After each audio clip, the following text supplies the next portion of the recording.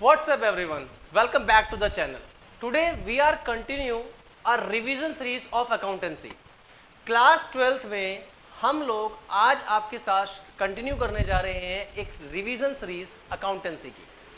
आज अकाउंटेंसी की revision series का डे 1 है। डे 1 में हम आपको आज सिखाएंगे कि प्रॉफिट एंड लॉस एप्रोप्रिएशन वाला जो चैप्टर है, मतलब कि फंडामेंटल ऑफ पार्टनरशिप, जो फर्स्ट चैप्टर है वो आपके लिए कितना इंपॉर्टेंट है, एग्जाम में उसकी क्या वेटेज है और आपके लिए वो चैप्टर समझना कितना जरूरी है। आज हम इस बात को आपके साथ डिस्कस करेंगे। क्योंकि बेटा अगर हम एक छोटी सी बात करें, अगर हम आपके साथ एक छोटी सी बात करें तो जो हमारा पार्टनरशिप का चैप्टर है, देखो जो हमारी अकाउंट्स की वेटेज है बेटा, एक मिनट, गलत कलर ले लिया ना, है ना, व्हाइट लेते हैं। जो हमारी अकाउंट्स की वेटेज है उसमें आपको मालूम होगा कि जो आपका पार्टनरशिप वाला पार्ट है, मतलब कि वॉल्यूम 1, वो कितने नंबर की है, 36 मार्क्स की। और जो आपका कंपनी वाला वेटेज है पार्ट 2 वॉल्यूम 2, वो कितना है, 24 मार्क्स का। तो अब आप समझ सकते हो कि जब हमारी पार्टनरशिप ही कितने नंबर हमें दिलाएगी, फर्स्ट बुक कितने मार्क्स की आएगी, 36 मार्क्स की आएगी एग्जाम्स के अंदर, वॉल्यूम 1। तो आप खुद समझ सकते हैं कि हमारी जो वॉल्यूम 1 है, मतलब कि पार्टनरशिप, वो हमें समझना कितना जरूरी है। क्योंकि अगर हम इन दोनों वॉल्यूम 1 और वॉल्यूम 2 पर ध्यान दें तो हमारे मार्क्स ही कितने हो गए, 60 मार्क्स तो हमें सिर्फ यहीं से अचीव हो जाएंगे। तो आपको मेरे साथ हर एक बात को बहुत ध्यान से पढ़ना है और सभी बातों को ध्यान से सुनना है, समझना है, ठीक है। तो विदाउट वेस्टिंग टाइम तो स्टार्ट करते हैं आज का लेक्चर। चलिए लेट्स बिगिन। देखिए बेटा, देखिए सभी लोग क्या करेंगे, मेरे साथ आप कॉपी लीजिए, अपना पेन लीजिए, उसमें अपना लिख लीजिए आप रिवीजन डे 1, ठीक है। नोट्स को बनाओ ताकि आपके जब बोर्ड के एग्जाम्स आए तो आपको बहुत हेल्प हो और मैं भी आपको रिवीजन कराने में हेल्प कर सकूं, ठीक है। ताकि ये रहे कि हाँ भाई साहिल सर ने नोट्स बनवाए थे, आपको रिवीजन करने में दिक्कत नहीं हो रही है। डे 1 में आज हम क्या सीखने वाले हैं, आज हम आपको सिखाएंगे accounting for partnership firm fundamental. जो हमारा फर्स्ट चैप्टर है फंडामेंटल ऑफ पार्टनरशिप, जरा उसके बारे में हम समझते हैं। देखो बेटा, पहले मैं आपके साथ क्यों ना एक इमेज बना दूं, थोड़ा सा इसको ऊपर कर दें क्या, थोड़ा सा इसको हटा दें क्या। देखो अगर मैं आप लोगों के साथ एक इमेज बनाने की कोशिश करूं, आपको कुछ पिछला पढ़ाने की कोशिश करूं तो ध्यान देंगे। देखो अभी जब हम क्लास 11th में थे, 11th क्लास में थे, तो आपने पढ़ा था, हम लोग वहां पे पढ़ते थे सोल प्रोप्राइटरशिप। क्या पढ़ते थे, सोल प्रोप्राइटरशिप हम वहां पढ़ा करते थे, जहां पर बिजनेस का एक ऑनर होता था, वही कंट्रोल करता था बिजनेस को, वही मैनेज करता था। बिजनेस में होने वाले प्रॉफिट और लॉस में भी वही अकेला हकदार होता था, किसी के साथ भी शेयर करने की जरूरत नहीं होती थी। लेकिन जैसे जैसे समय बीतता है, समय बीतने के साथ साथ बिजनेस भी बढ़ता है और बिजनेस बढ़ने के साथ साथ हमें कुछ लोगों की भी जरूरत पड़ती है, हम अकेले सारा काम नहीं कर सकते। तो ऐसे में हमने अपनी फॉर्म को, हमने क्या करा, अपनी फॉर्म ऑफ बिजनेस को चेंज किया और सोल प्रोप्राइटरशिप बिजनेस को हमने डिसाइड कर लिया कि हम कन्वर्ट करेंगे किसमें, पार्टनरशिप में। यहां तक बात समझ आ रही है क्या, यहां तक तो बात समझ ही आ रही है कि क्लास 11th में हमने क्या पढ़ा था, trading profit and loss balance sheet, जहां पर हमारा एक सिंगल ऑनर हुआ करता था। और अब हम यहां पर क्या पढ़ने वाले हैं, अब हम यहां पढ़ने वाले हैं पार्टनरशिप के बारे में।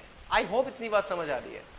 अब सवाल ये उठता है कि sir what is partnership, what is partnership. तो क्यों ना जल्दी से मैं आपको समझाता हूं कि पार्टनरशिप का मतलब क्या होता है। देखिए बच्चों, देखिए हमारा फर्स्ट टॉपिक क्या है, हमारा फर्स्ट टॉपिक है इंट्रोडक्शन ऑफ पार्टनरशिप। जैसे आप जानते हैं कि बेटा हर एक चीज के लिए रूल्स बने हुए हैं, रेगुलेशंस बने हुए हैं, एक्ट बने हुए हैं, ऐसे ही पार्टनरशिप में भी कुछ एक्ट्स बने हुए हैं। तो मैं आपके साथ अकॉर्डिंग टू एक्ट बात कर रहा हूं, क्योंकि हमारी एक ये रिवीजन क्लास है।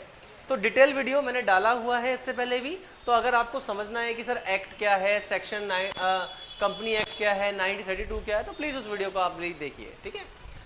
सबसे पहले देखिए कि अगर आपसे किसी ने पूछा इंट्रोडक्शन ऑफ पार्टनरशिप में कि सर पार्टनरशिप क्या है, तो पार्टनरशिप का मतलब क्या होता है, जब 2 या 2 से अधिक लोग मिलकर ये डिसाइड कर लेते हैं कि हम लोग मिलकर एक बिजनेस को करेंगे और बिजनेस में होने वाले प्रॉफिट एंड लॉस को आपस में बांट लेंगे, जैसे भी हमारा डिसाइड होगा उसी को क्या बोलते हैं, हम पार्टनरशिप बोलते हैं।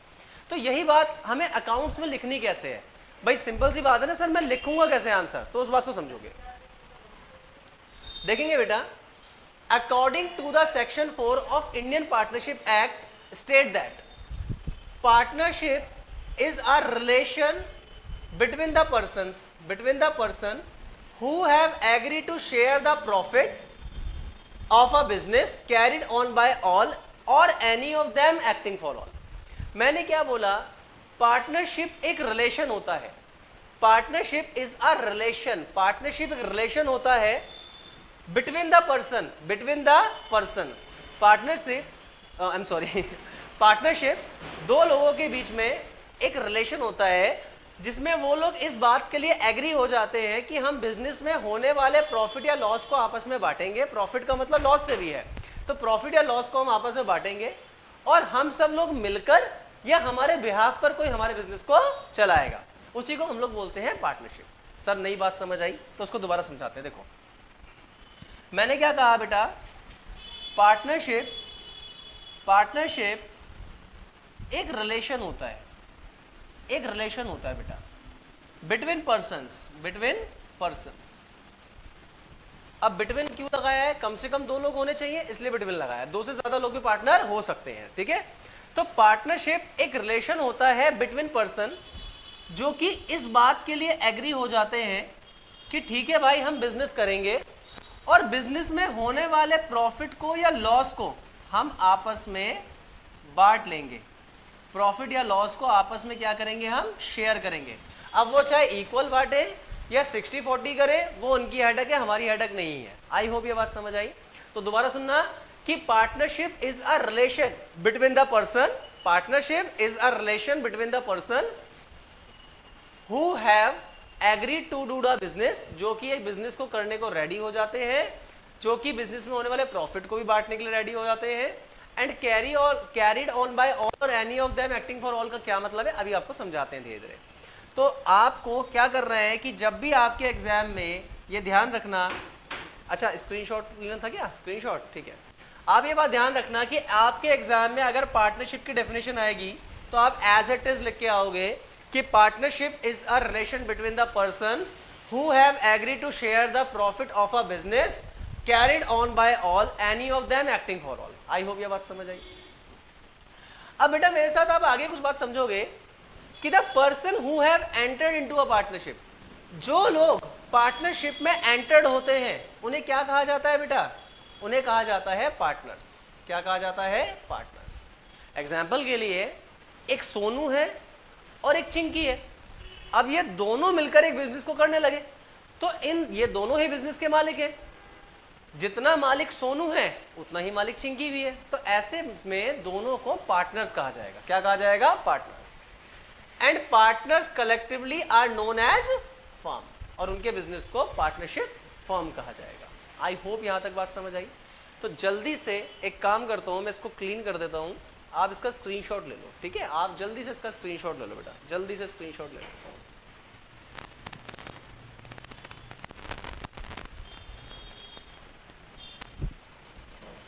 तो गाइज आई होप आप लोगों ने स्क्रीनशॉट ले लिया होगा। अब हम बढ़ते हैं आगे की तरफ, ठीक है। अब आगे बढ़ते हैं हम लोग। देखिए बेटा, सर पार्टनरशिप का नेचर क्या होता है, what is the nature of partnership. ध्यान रखना मैं टॉपिक वाइज पढ़ा रहा हूं, आपको अपने टीएस ग्रेवाल को बुक को ओपन करना है और क्या करना है, टॉपिक वाइज पढ़ना है मेरे साथ, ठीक है। आपकी बुक के अकॉर्डिंग फर्स्ट टॉपिक क्या था आपका, इंट्रोडक्शन ऑफ पार्टनरशिप, और आपकी बुक के अकॉर्डिंग सेकंड टॉपिक क्या है, nature of partnership. Partnership is a separate business entity from a accounting point of view. Accounting point of view से partnership क्या होती है, is separate business entity. Example के लिए बेटा देखो, partners अलग हैं, business अलग है, business चलना चाहिए चाहे वो partner चाहे मतलब सोनू या चिंकी चलाए या उनके बिहाफ पे कोई और चलाए, अकाउंट्स तो यही कहता है, ठीक है। तो यहाँ पर क्या लिखा हुआ है कि पार्टनरशिप सेपरेट होता है, partnership is separate business entity from accounting point of view. अगर हम अकाउंट्स के पॉइंट ऑफ व्यू से देखें तो पार्टनर्स अलग हैं और उनका बिजनेस अलग है, but from the legal point of view, sorry थोड़ा सा मैं इसको इधर कर देता हूं बेटा, एक मिनट जरा,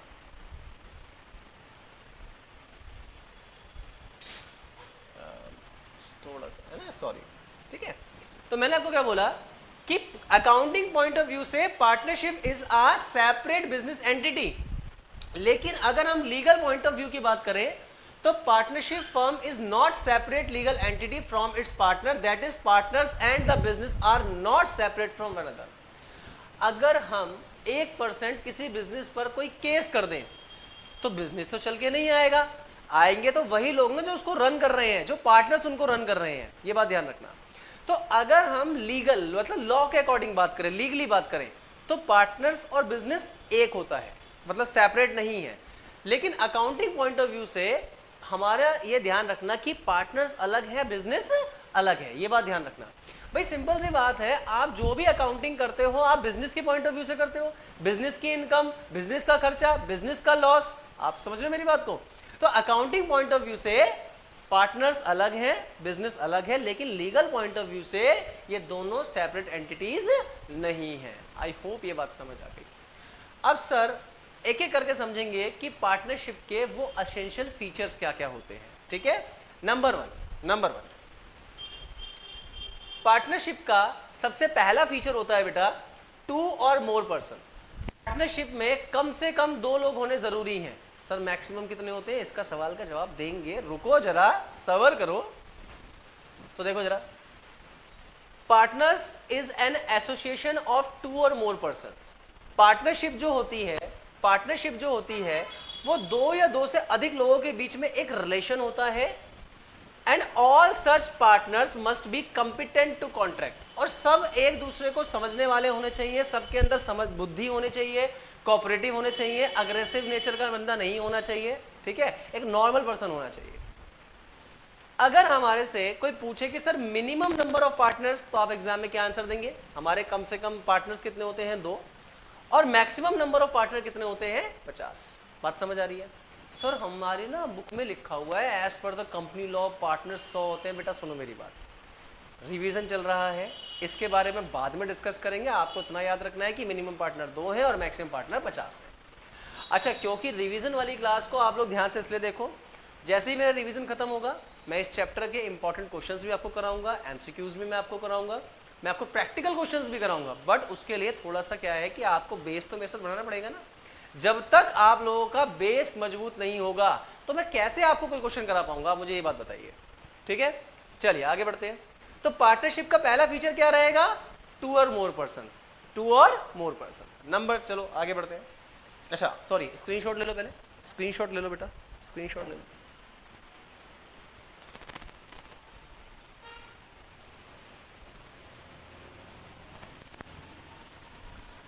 तो आई होप आप लोगों ने स्क्रीनशॉट ले लिया होगा। अब हम बढ़ते हैं आगे, ठीक है। देखिए बेटा, नंबर 2, पार्टनरशिप के अंदर एग्रीमेंट का होना भी बेटा बहुत जरूरी है। देखो पार्टनरशिप जो होती है बेटा वो बेसिकली 2 तरह से होती है, एक होता है ऑरल और एक होता है रिटर्न।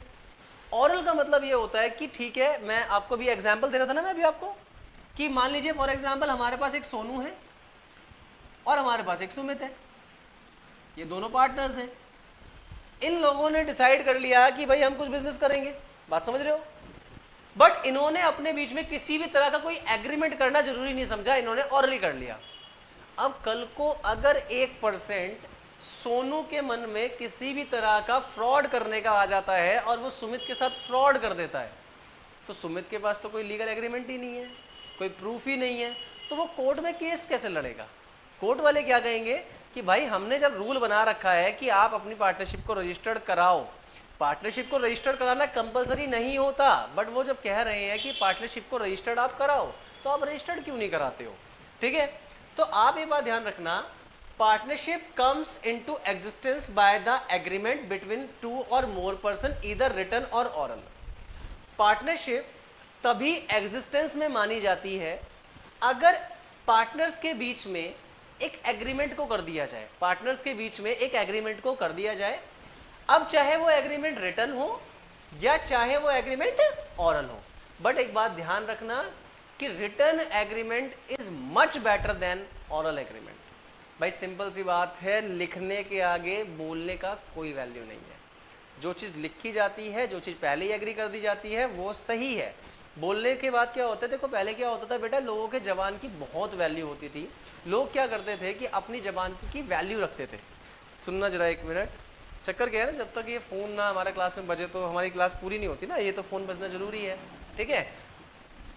मेरे प्यारे प्यारे बच्चों, आप सब जानते हैं कि मैं ऑनलाइन क्लासेस भी लेता हूँ, ठीक है, रिकॉर्डेड लेक्चर्स भी लेता हूँ, तो थोड़ा सा रुक जाया करो, कभी मुझे कॉल वॉल करते रहते हो तो, ठीक है।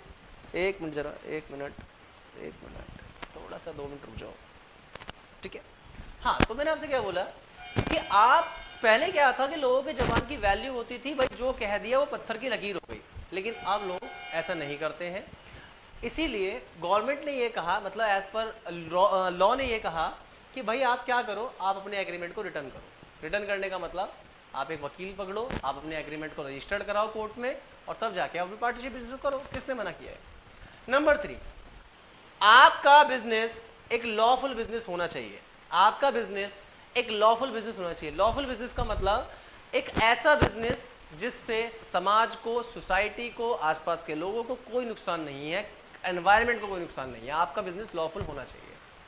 ऐसा ना हो कि फॉर एग्जाम्पल सोनू और सुमित, इन्होंने बिजनेस स्टार्ट करने का फैसला ले लिया, इन्होंने क्या सोचा, एक काम करते हैं यार, बच्चों को किडनैप करने का बिजनेस कर लेते हैं। तो ये क्या कहेगा, भाई मैं बाइक चला लूंगा, तो बच्चे किडनैप कर लियो। तो यार ये बिजनेस थोड़ा ना है, ठीक है। तो मैंने आपको क्या बोला, बिजनेस लॉफुल होना चाहिए, जो लॉ की नजरों में सही होना चाहिए। तो agreement should be for the purpose for carrying on the business. Sorry बेटा, थोड़ा स्पेलिंग पे मत जाना, ठीक है, स्पेलिंग गलत हो गई है। तो carried on a business must be a legal. तो हमेशा एग्रीमेंट उसी बिजनेस का किया जाता है जो लीगल बिजनेसेस होते हैं। नंबर 4 बड़ा इंपॉर्टेंट है, शेयरिंग ऑफ प्रॉफिट। सिंपल सी बात है यार कि एग्रीमेंट जब देखो, the agreement between the partner must be share the profit of the business, however it is not essential that the loss are also shared by the all partners. देखो बात समझो भाई, सिंपल सी बात है, आप अपने एग्रीमेंट के अंदर, अपनी पार्टनरशिप के अंदर आप इस बात को मेंशन जरूर करें कि हमारे बिजनेस में जो भी प्रॉफिट होगा वो कैसे होगा, इक्वल होगा या कोई कम लेगा, कोई ज्यादा लेगा, ये डिपेंड करता है पार्टनर्स के, मतलब उनकी समझ के ऊपर कि उनके बीच में क्या डिसाइड हुआ है। अच्छा, ऐसा कोई जरूरी नहीं है कि सारे के सारे पार्टनर लॉस भुगते हैं। ये भी हो सकता है कि एग्रीमेंट के टाइम पर सोनू ने ये बोला कि भाई देख सुमित, तेरे पास तो कुछ स्किल है, तेरे पास कुछ पर्टिकुलर नॉलेज है, तो एक काम कर, तू मेरे बिजनेस में आ जा, बिजनेस में तुझे प्रॉफिट ही मिलेगा, लॉस तुझे नहीं मिलेगा। तो ऐसा भी हो सकता है कि आप ये बात ध्यान रखिए कि किसी पार्टनर को लॉस ना भुगतना पड़े, ऐसा कंडीशन हो सकती है, ठीक है। अभी आप क्या ध्यान रखेंगे, अभी आप सिर्फ एक ही बात ध्यान रखेंगे मेरे साथ कि बिजनेस में होने वाले प्रॉफिट को आपस में बांट लेना चाहिए। अच्छा, अब लास्ट आ गया, देखो बेटा last, business can be carried on by all or any of them acting for all. अब इस बात का क्या मतलब है बेटा, इस बात को आप ऐसे समझोगे, कि मान लीजिए फॉर एग्जाम्पल एक सोनू है, एक सुमित है और एक साहिल है। चलो मैं अपनी बात कर लेता हूं अपनी, ठीक है। हम लोगों ने सोचा कि बिजनेस करेंगे, लॉफुल बिजनेस करेंगे, शेयर को बांटेंगे, सब कुछ जैसा कहा गया हम वैसे ही करेंगे। लेकिन सोनू जो है, सोनू की एज है लगभग 60 ईयर्स, 60 साल का हो रहा है वो। सुमित है अपना 40 साल का और साहिल है 35 साल का। सोनू ने यह बोला कि ठीक है भाई, मैं तुम्हारा पार्टनर बनने को तैयार हूं, बट मैं नहीं आ सकता रोज रोज बिजनेस में, इसलिए सोनू का बेटा, मान लो फॉर एग्जांपल मोनू, उसने बोला कि मेरे बिहाफ पर काम कौन करेगा, मोनू काम करेगा मेरे बिहाफ पर।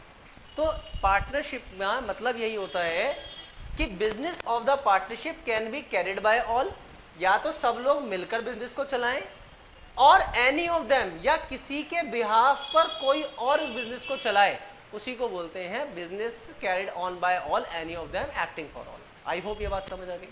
तो पार्टनरशिप में सोनू चाहे तो अपने बेटे मोनू को अपनी जगह पार्टनरशिप के लिए बिठा सकता है, ठीक है। आगे बढ़ते हैं, ठीक, चलिए आगे बढ़ते हैं बेटा, आगे बढ़ते हैं, ठीक है। तो फटाफट से क्या करना है, स्क्रीनशॉट ले लो और आगे बढ़ते हैं बेटा।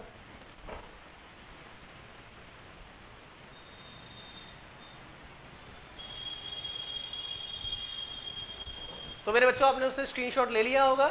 अब आगे बढ़ते हैं। देखिए बेटा, अब मैं बहुत देर से आपके साथ ना एग्रीमेंट की बात कर रहा था, एग्रीमेंट होना चाहिए, एग्रीमेंट होना चाहिए, एग्रीमेंट होना चाहिए। एग्रीमेंट क्या होता है?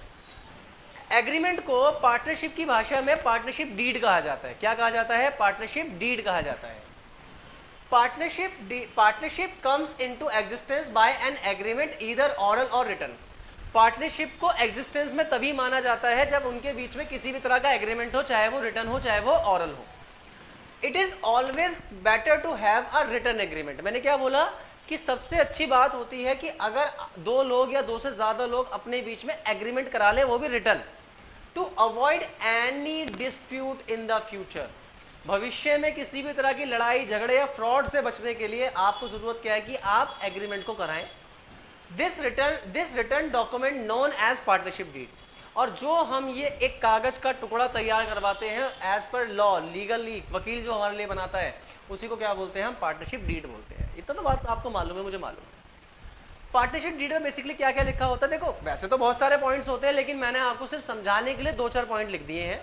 जैसे name and the address of the partners, partners की क्या क्या एड्रेस है, नेचर ऑफ बिजनेस, भाई किस चीज का बिजनेस है, प्रिंसिपल प्लेस क्या है, बिजनेस किस जगह पर है, profit and loss sharing ratio, भाई उनका प्रॉफिट रेशो क्या रहेगा, लॉस रेशो क्या रहेगा, हर एक पार्टनर ने कैपिटल कितना कंट्रीब्यूट किया है, और किसी पार्टनर को सैलरी दी जाएगी या नहीं दी जाएगी। ठीक है, अगर आप लोग एक बार देखना चाहते हैं कि सर पार्टनरशिप डीड असल में कैसी होती है, चलो आज आपको वो भी दिखाते हैं। आज आपके साथ वो भी शेयर करते हैं। ऐसा लग रहा है जैसे कि मैं कोई मिल गया की पिक्चर में आ गया हूँ और मैं अब यहाँ पे कुछ करने वाला हूँ।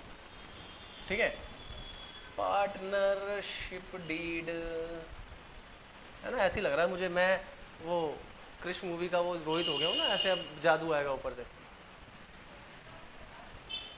चलिए देखते हैं, एक बार देखते हैं हम लोग। एक बार देखो, थोड़ा सा जूम हो जाएगा क्या? देखो, आई होप आप लोगों को अच्छे से दिख रहा होगा।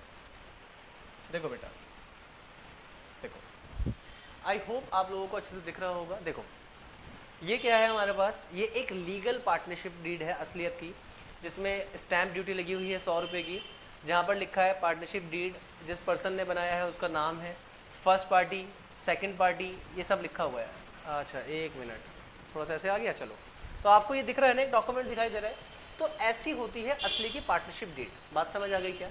इसके बारे में डिटेल में जाएंगे, बट आपको दिखाने के लिए इतना ही बहुत था। ठीक है, बाकी आप अपना क्या करो, फटाफट गूगल खोलो, लिखो format of partnership deed really, तो आपको आ जाएगा अपने आप। ठीक है, चलिए आगे बढ़ते हैं बेटा, आगे बढ़ते हैं, आगे बढ़ते हैं। देखो अब सर ये पार्टनरशिप डीड बनाने का इंपॉर्टेंस क्या है, मुझे तो लगता नहीं समझाने की जरूरत है, आपको समझ आ गया। Partnership deed is an important legal document. Partnership deed एक इंपॉर्टेंट लीगल डॉक्यूमेंट होता है which defined relationship among the partners, जिसमें यह साबित हो जाता है कि हाँ इनके बीच में एक रिलेशन है पार्टनरशिप का। It is important to have a written agreement deed, a written partnership deed, so that the dispute do not be arise, ताकि किसी भी तरह का डिस्प्यूट अराइज ना हो एंड ठीक है ना हो। यहां तक बात समझ लेना, ठीक है, यहां तक बात समझ लेना। सर कुछ लोग ऐसे कलाकार होते हैं कि जो पार्टनरशिप डीड नहीं करना चाहते, उनको तो बड़ा भरोसा होता है एक दूसरे के ऊपर। तो अगर 1% किसी ने पार्टनरशिप डीड नहीं कराई, एग्रीमेंट नहीं कराया, और उनके बीच में झगड़ा हो गया और वो कोर्ट में पहुंच गए, तो क्या होगा? In the absence of partnership deed, अगर पार्टनरशिप डीड नहीं बनाई गई तो हम क्या करेंगे कि following matter the provision of Indian partnership act should be apply, उसको मस्ट बी अप्लाई, एक्ट को अप्लाई किया जाएगा। और एक्ट को अप्लाई करके सबसे पहले क्या किया जाएगा कि जो भी प्रॉफिट या लॉस होगा वो पार्टनर्स इक्वल भुगतेंगे या लेंगे। इंटरेस्ट ऑन कैपिटल किसी को नहीं दिया जाएगा। इंटरेस्ट ऑन लोन अगर किसी पार्टनर ने लिया है तो वो इंटरेस्ट कितना पे करेगा, उस पर 6% पे करेगा। किसी भी पार्टनर को सैलरी नहीं दी जाएगी, कमीशन नहीं दिया जाएगा, कुछ नहीं दिया जाएगा। इसलिए एग्रीमेंट करा लेना अगर पार्टनरशिप बिजनेस करना चाहते हो तो जल्दी से क्या करना है, स्क्रीनशॉट ले लो, जल्दी से स्क्रीनशॉट ले लो।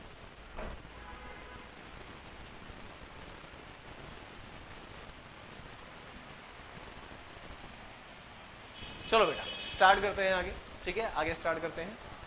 ठीक, देखो बेटा अब आ गया बड़ा ही इंपॉर्टेंट टॉपिक, उसको बोलते हैं हम profit and loss appropriation. Profit and loss appropriation account. Sir ये क्या होता है बेटा? आप लोगों को क्लास 11th की एक बात याद होगी, क्लास 11th में एक बात याद होगी कि हम लोग क्या करते थे, हम बनाते थे trading and profit and loss account, याद है ना, ट्रेडिंग प्रॉफिट एंड लॉस बनाते थे, जिसमें आपको याद होगा कि हम लोग क्या करते थे, जब हम प्रॉफिट एंड लॉस बनाते थे क्लास 11th में, प्रॉफिट एंड लॉस बनाया करते थे, तो हम लोग क्या करते थे कि जो भी ग्रॉस प्रॉफिट आता था या ग्रॉस लॉस आता था, ग्रॉस प्रॉफिट को हम यहाँ पे लिखते थे, शायद याद होगा आप लोगों को, हमारा यहाँ पे ग्रॉस प्रॉफिट आता था और यहाँ पे हमारा ग्रॉस लॉस आता था।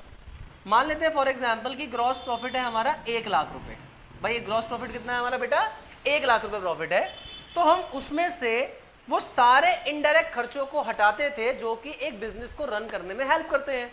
तो आपको याद होगा जैसे कि मान लो मैंने अपने एम्प्लॉयज को सैलरी दी, या मान लो मैंने बिजनेस का रेंट दिया, या मान लीजिए मैंने इलेक्ट्रिसिटी का बिल दिया, या मैंने कुछ जर्नल खर्चा किया, आपको शायद याद आ गया होगा।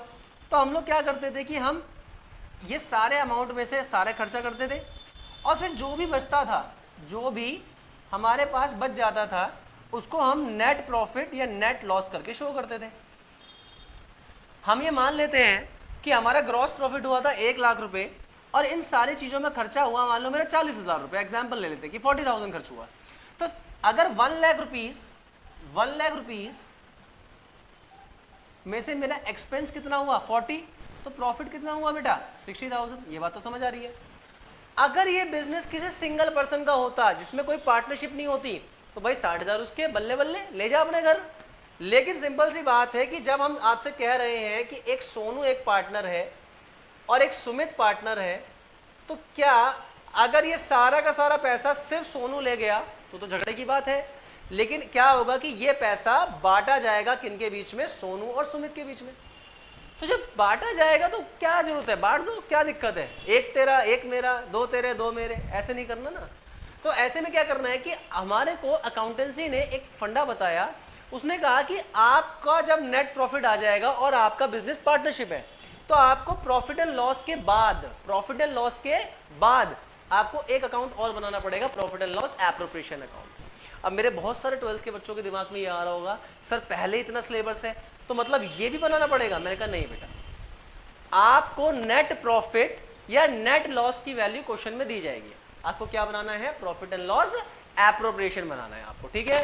तो देखो यहां पे क्या है, the profit and loss appropriation account is an extension of profit and loss account.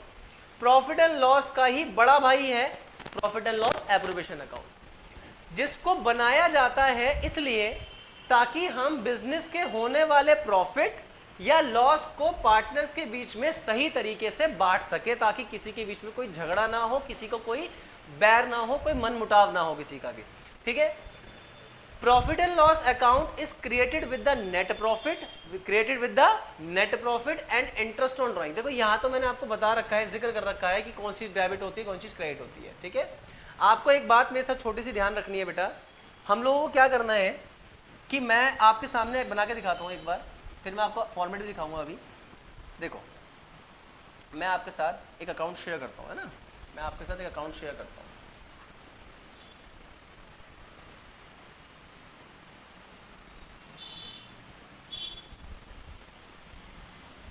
ठीक है, 1 मिनट रुक जाना बच्चों, है 1 मिनट रुक जाना बस।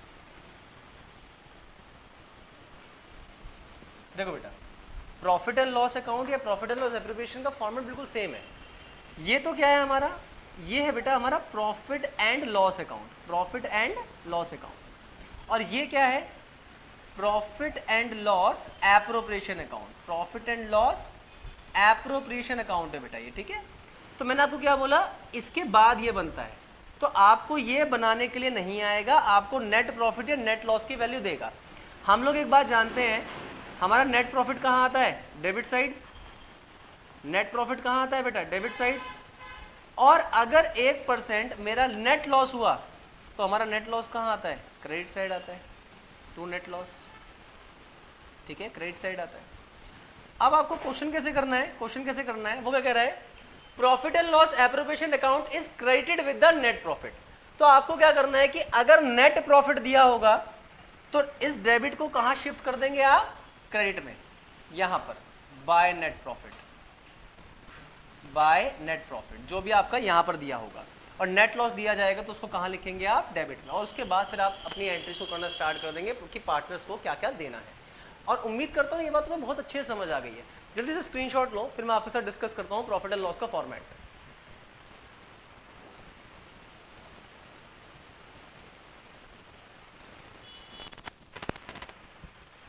गाइस मुझे पक्का पता है आपको यहाँ तक समझ आ गया है, तो अब फटाफट चलते हैं हम प्रॉफिट एंड लॉस फॉर्मेट की तरफ। देखो बेटा, आपको एक बात ध्यान रखनी है कि आपके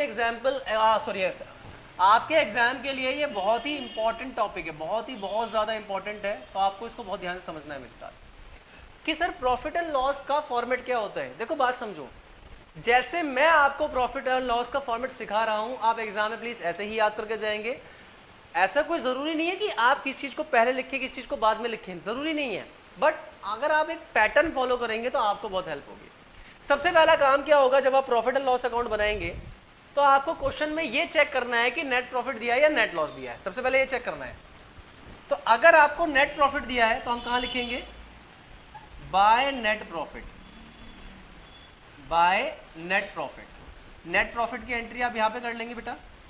अब नेट प्रॉफिट के बाद अगर किसी भी पार्टनर को इंटरेस्ट ऑन कैपिटल देना है तो वो कहां आएगा, debit side. Interest on capital, interest on capital अगर देना है तो कहां आएगा, डेबिट साइड। आपको ये बात समझनी है, ये अकाउंट कौन बना रहा है, बिजनेस, फर्म बना रही है।